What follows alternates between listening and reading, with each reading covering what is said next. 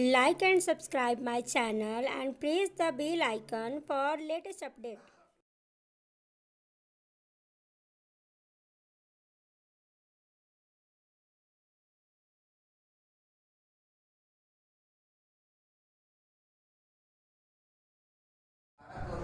के बारे में जानकारी हासिल करेंगे। कारक की परिभाषा है क्रियान्वयी कारकम। क्रियान्वयी कारकम क्रिया के साथ जिसका प्रत्यक्ष यानी सीधा डायरेक्ट संबंध हो उसे हम कारक कहते हैं। जैसे बालक पढ़ती, लड़का पढ़ता है। इस वाक्य में पढ़ती क्रिया का संबंध बालक से है, लड़का से है, इसलिए यह बालक जो है यह कारक हुआ। संस्कृत में कारक के मुख्यतः 6 भेद होते हैं जो निम्नलिखित हैं। ऐसे यहाँ पर विभक्ति कारक और उसका चिन्ह दिया गया है। इसकी जानकारी सबसे पहले हमको करना है। जिससे प्रथमा में है कर्ता कारक, इसका चिन्ह हुआ ने यानी कर्ता ने। दूसरा हुआ द्वितीय, द्वितीय यानी द्वितीय और कर्म, कर्म को। तृतीय इसमें कर्ण, कर्ण से द्वारा। चतुर्थी संप्रदान, इसका चिन्ह को के लिए। पंचमी आपादान, इसका चिन्ह से। षष्ठी संबंध, इसका हुआ का, के, की, रा, रे, री। सप्तमी अधिकरण, इसका चिन्ह हुआ में, परे, पर। संबोधन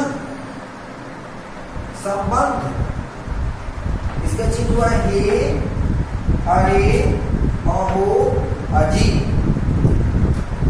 संबंध कारक एवं संबोधन कारक को कारक के अंतर्गत नहीं रखा जाता, कारक के अंतर्गत ये नहीं आता। फिर भी अनुवाद की सुविधा के लिए 8 कारक मानकर 8 विभक्तियां लिखी जाती है या बताई जाती है। जिसमें पहला है कर्ता कारक, इसको बोलते हैं स्वतंत्र कर्ता। कर्ता स्वतंत्र है, क्रिया के संपादन में जो स्वतंत्र रहता है उसे कर्ता कारक कहते हैं। क्रिया के संपादन में जो स्वतंत्र रहता है उसे कर्ता कारक कहते हैं। कर्ता कारक में प्रथमा विभक्ति होती है।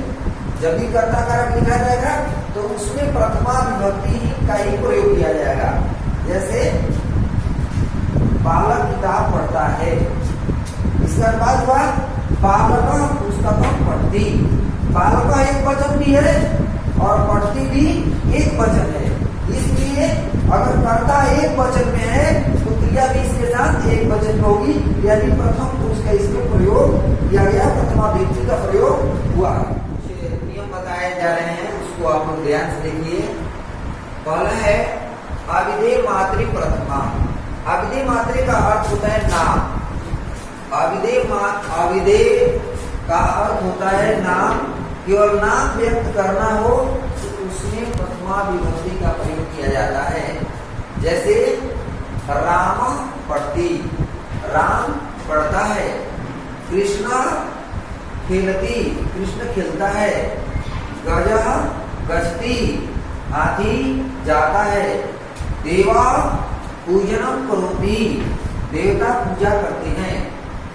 दूसरा है अव्यय जोगे प्रथमा। अव्यय जोगे प्रथमा, अव्यय में प्रथमा विभक्ति का प्रयोग किया जाता है। अव्यय शब्दों का अगर प्रयोग, अव्यय शब्द है तो उसके जोग में प्रथमा विभक्ति होती है। जैसे कृष्ण इति सखा अस्ति, कृष्ण सखा है। रावण इति राजा आसीत्। अगला है संबोधने प्रथमा। संबोधन कारक में प्रथमा विभक्ति का प्रयोग किया जाता है। जैसे हे कृष्ण अत्र आगच्छ, हे कृष्ण यहाँ आओ। अगर संबोधन रहता है हे राम अत्र आगच्छ, हे राम यहाँ आओ। हे मोहन अत्र आगच्छ। उक्ते कर्मणि प्रथमा, उक्ते कर्मणि प्रथमा कर्मवाच में कर्म में प्रथमा विभक्ति होती है। कर्मवाच में कर्म में प्रथमा विभक्ति होती है। जैसे मया कृष्ण दृश्यते, मैं कृष्ण को देखता हूं। तेन हरि सेव्यते। दूसरा है कर्म कारक। कर्मणि द्वितीया, इसका सूत्र है कर्तुरी ततम कर्म। कर्ता की अत्यंत इच्छा जिस काम को करने में हो, कर्ता की अत्यंत इच्छा जिस काम को करने में हो उसे कर्म कारक कहते हैं। कर्ता जो है जिस काम को करने में उसकी इच्छा हो, उसका मन लगता हो, वही जो है कर्म कारक का उदाहरण देता है। जैसे रमेश पुस्तकम पढ़ती, रमेश किताब पढ़ता है। कभी कभी बच्चे यहाँ कंफ्यूजन कर जाते हैं कि रमेश पुस्तकम बनाए या पुस्तकम करें। तो चूंकि कर्मणि जो है तो इसलिए यहाँ पुस्तकम का प्रयोग करना है, इसलिए होगा रमेश पुस्तकम पठती। मोहन मोदकम खादती, यहाँ पर मोदकम जो है ये कर्म कारक है, यहाँ पुस्तकम है। मोहन लड्डू खाता है। उमेश पत्रम लिखती, उमेश पत्र लिखता है। तो यहाँ पुस्तकम, मोदकम और पत्रम एक कर्म कारक हुआ। इसके भी कुछ नियम हैं। जैसे कर्मणि द्वितीया, कर्म कारक में द्वितीया विभक्ति होती है या कर्म कारक में द्वितीय विभक्ति का प्रयोग किया जाता है। यथा सा पुस्तकम पढ़ती, वह किताब पढ़ती है। तो इसमें पुस्तकम जो है यह कर्म कारक है। राम फलम, राम फलम खादती, राम फल को खाता है, इसलिए फल जो है यह कर्म कारक का उदाहरण हुआ, इसलिए इसमें फल होगा। सर्वतः योगे द्वितीय, अभी तक इन शब्दों के योग में द्वितीय विभक्ति का प्रयोग किया जाता है। ये तो गांव के चारों ओर नदी है। ग्रामो परितः नदी अस्ति, परितः माने चारों ओर, ग्राम द्वितीय हुआ। जैसे दूसरा ग्रामम सर्वतः वृक्षा सन्ति, गांव के चारों ओर वृक्ष है। गांव के चारों ओर वृक्ष सन्ति, गांव के दोनों ओर पर्वत है। वह दोनों ओर। अगला है ग्रामम अभितः पर्वता सन्ति, अभितः माने दोनों ओर, गांव के दोनों ओर पर्वत है। कर्ण कारक, कर्ण कारक में तृतीय विभक्ति होती है। साधकतम कर्णम, क्रिया के संपादन में जो अत्यंत सहायक होने वाला कर्ण कारक कहलाता है। क्रिया के संपादन में जो अत्यंत सहायक होने वाला कर्ण कारक कहलाता है। इसके कुछ नियम हैं।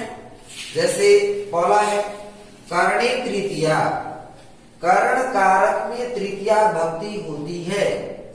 यथा जैसे राम वाणी रावण हतवानः, राम ने रावण को वाण से मारा।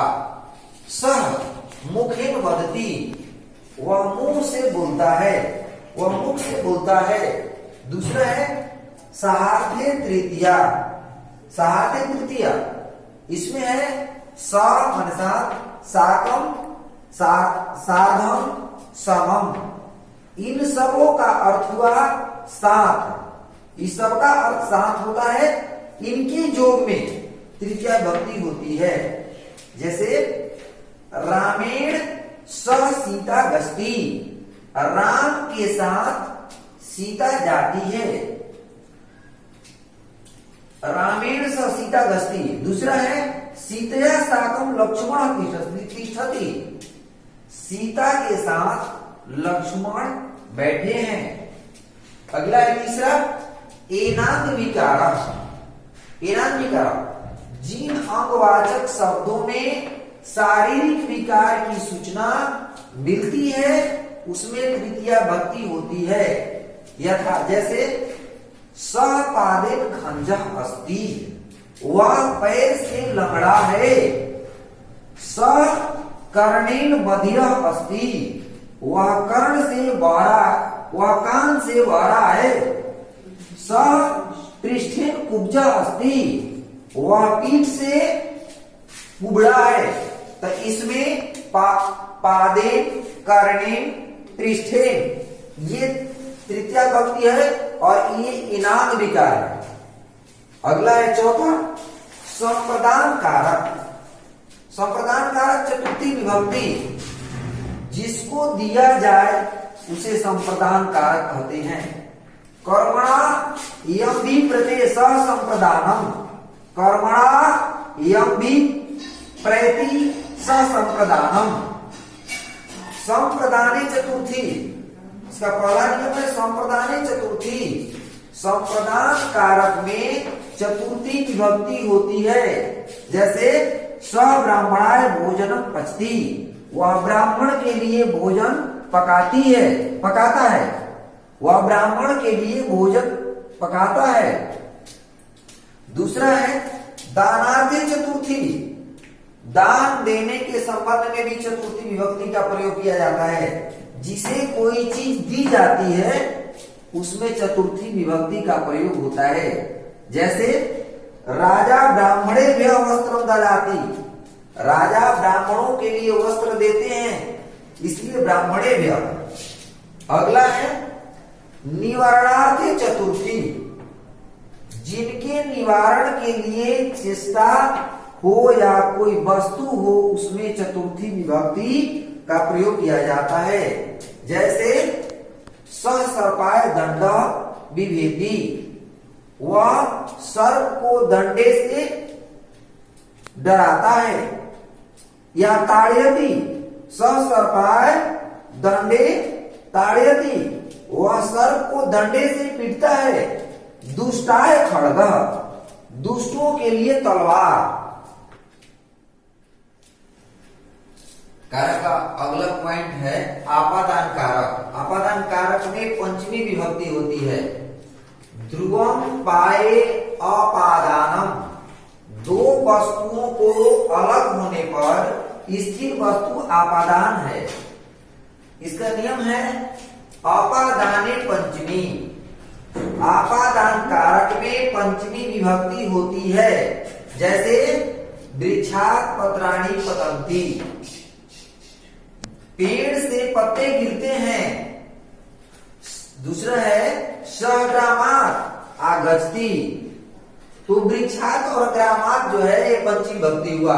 दूसरा है वही जोगे पंचमी, वही माने होता है बाहर। बाहर के जोग में पंचमी विभक्ति का प्रयोग होता है। जैसे ग्रामात् वही सड़क अस्ति, गांव से बाहर तालाब है। सड़क माने तालाब, वही माने बाहर।